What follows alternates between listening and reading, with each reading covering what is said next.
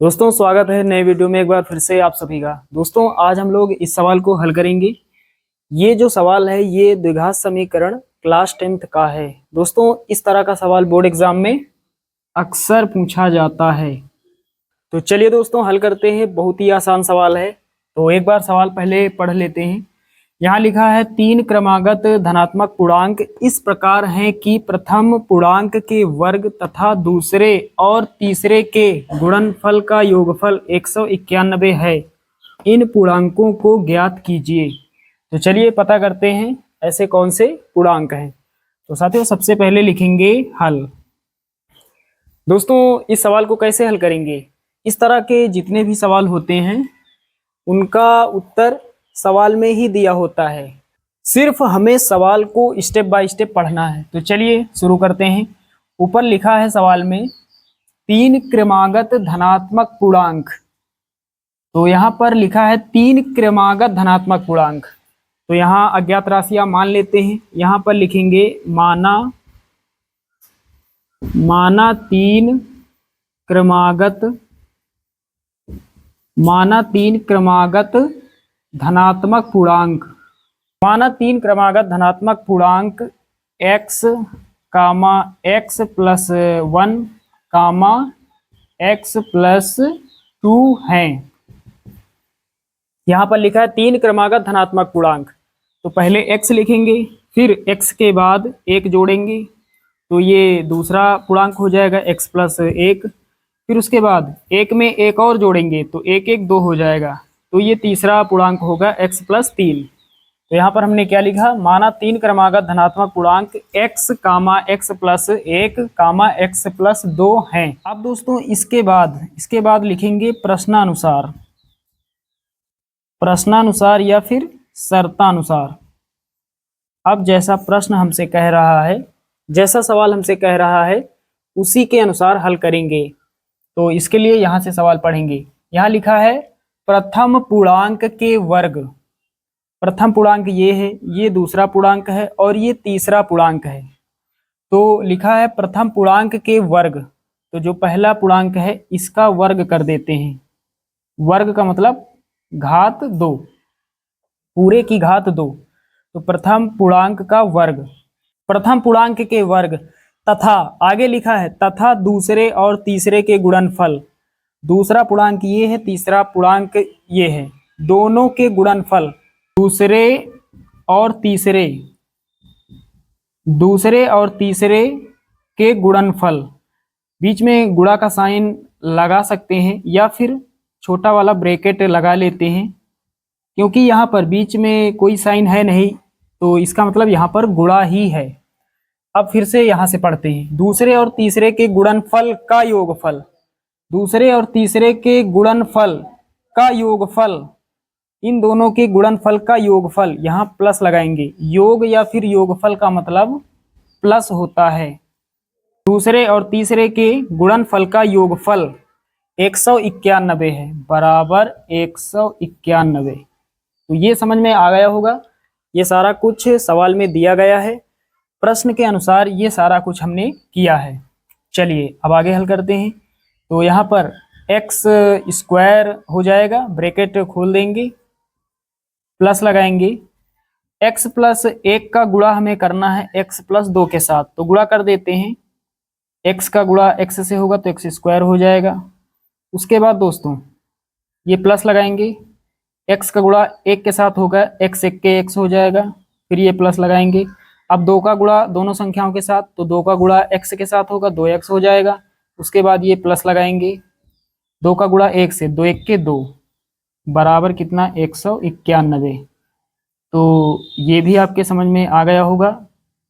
यहाँ पर दोनों को हमने गुणा कर दिया है। चलिए अब आगे हल करते हैं। तो यहाँ पर कितना हो जाएगा, एक्स स्क्वायर प्लस का यहाँ पर है, यहाँ पर भी एक्स स्क्वायर प्लस का है, तो एक एक्स स्क्वायर ये है, एक एक्स स्क्वायर ये, दोनों को जोड़ देंगे, 2x स्क्वायर हो जाएगा।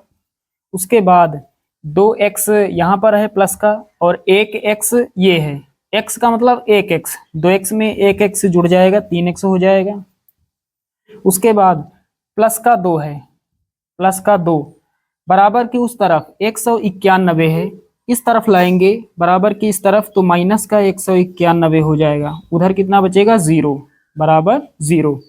चलिए अब आगे हल करते हैं। तो सबसे पहले 2x² यहाँ लिखेंगे 2x², उसके बाद प्लस लगाएंगे 3x लिखेंगे, प्लस का 3x। दोस्तों प्लस का 2 है, माइनस का 191 है, माइनस वाली संख्या बड़ी है तो चिन्ह माइनस का रहेगा। अब क्या करेंगे, बड़ी संख्या में छोटी को घटा लेंगे। 191 में 2 को घटाएंगे, कितना बचेगा, हमारे पास बचेगा 189। 189 बचेगा माइनस का 191 है, 2 जमा हुआ, माइनस का 189 बचेगा बराबर 0। तो साथियों फाइनली हमारे पास कितना बचा, 2x² प्लस 3x माइनस का 189 बराबर 0। अब हमें इसका करना है फैक्टराइजेशन यानी गुणनखंड। तो x² का गुणांक दिया गया है, तो जब गुणांक आगे दिया होता है तो आगे वाली संख्या का यानी गुणांक वाली संख्या का लास्ट वाली संख्या के साथ गुणा करते हैं। इन दोनों संख्याओं का हम आपस में गुणा करते हैं। तो गुणा करने पर कितना आ जाए, 189 का 2 से गुणा होगा तो कितना हो जाएगा, 9 दूना 18 का 8 हासिल 1, 18 दूना 36, 1 37, कितना आएगा 378। तो गुणा करने पर कितना आ जाए, 378 आ जाए। और इसके बगल में साइन है माइनस का मतलब घटाने पर कितना आ जाए, x का गुणांक 3।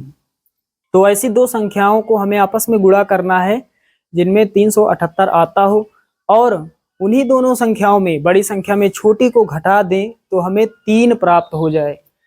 तो साथियों यहाँ पर यदि हम 21 का गुणा 18 से करेंगे तो 378 आ जाएगा, और 21 में घटा देंगे 18 तो कितना आ जाएगा, 3 आ जाएगा। घटाने पर 3 चाहिए तो 21 में 18 घटाएंगे 3 मिल जाएगा। तो 3 के स्थान पर हम लिख सकते हैं 21 माइनस 18। चलिए अब यहाँ रख देते हैं। तो सबसे पहले 2x² लिखेंगे प्लस यहाँ 3 है, 3 के स्थान पर हमें 21 माइनस 18 लिखना है, क्योंकि 21 में 18 घटाएंगे 3 बचेगा। छोटा ब्रैकेट बनाएंगे 21 माइनस 18, x को बाहर लिखेंगे, माइनस का 189 बराबर 0। चलिए अब आगे हल करते हैं। सबसे पहले 2x² प्लस 21 का गुणा x से होगा तो 21x हो जाएगा, माइनस ये प्लस और माइनस होता है, माइनस गुणे प्लस। 18 का गुणा x से होगा तो 18x हो जाएगा, माइनस का 189 बराबर 0। चलिए दोस्तों अब हमें क्या करना है, अब हमें 2 पार्ट बना लेने हैं, एक पार्ट ये एक पार्ट ये। यहाँ पर हमें कॉमन लेना है, तो यहाँ से कॉमन कितना मिलेगा, x मिलेगा। x यहाँ है और कुछ कॉमन है नहीं, तो कितना बचेगा, 2x बचेगा प्लस 21 बचेगा, x हट जाएगा क्योंकि x हमने कॉमन लिया है। उसके बाद यहाँ आते हैं, माइनस यहाँ है माइनस यहाँ, सबसे पहले माइनस कॉमन है। उसके बाद दोस्तों और क्या कॉमन है, तो 18 है, यहाँ 189 है, इसमें कॉमन कितना है, तो 18 को हम लिख सकते हैं 9 गुणा 2, 9 दूना 18 होगा, और 189 को हम लिख सकते हैं 21 गुणा 9, 21 नवैया 189 होता है। अब दोनों में कॉमन कितना हुआ, दोनों में कॉमन हुआ 9, 9 का जोड़ा बन रहा है, 9 नीचे है और ऊपर भी है तो 9 कॉमन हो जाएगा। तो यहाँ से हमें 9 कॉमन मिलेगा। तो दोनों में कितना कॉमन है, 9 कॉमन है। तो अब कितना बचेगा, ब्रैकेट में लिख लेते हैं, 18 से 9 कॉमन हो जाएगा, 2 बचेगा, और ये वाला x यानी 2x माइनस कॉमन हो गया तो माइनस हट जाएगा, प्लस बचेगा। 189 से 9 कॉमन हो गया, कितना बचा, 21 बचेगा, 21 प्लस का 21 बराबर 0, बराबर में 0। चलिए ये आपके समझ में आ गया होगा। जितना यहाँ ब्रैकेट में है, पहले ब्रैकेट में जितना है उतना यहाँ सेम होना चाहिए। देख पा रहे हैं, बिल्कुल यहाँ पर दोनों सेम है। अब दोस्तों फिर से हमें कॉमन लेना होता है, एक पार्ट ये पूरा, एक पार्ट ये। तो यहाँ पर कॉमन कितना है, 2x प्लस 21 यहाँ है, 2x प्लस 21 यहाँ है, तो कॉमन कितना हो जाएगा, 2x प्लस 21। अब अगले ब्रैकेट में कितना लिखेंगे, जितना कॉमन लेते हैं वो पार्ट फिर से नहीं लिखा जाता, तो ये पूरा छोड़ देंगे, ये पूरा छोड़ देंगे। अगले ब्रैकेट में कितना लिखेंगे, x माइनस 9, x माइनस 9 बराबर 0।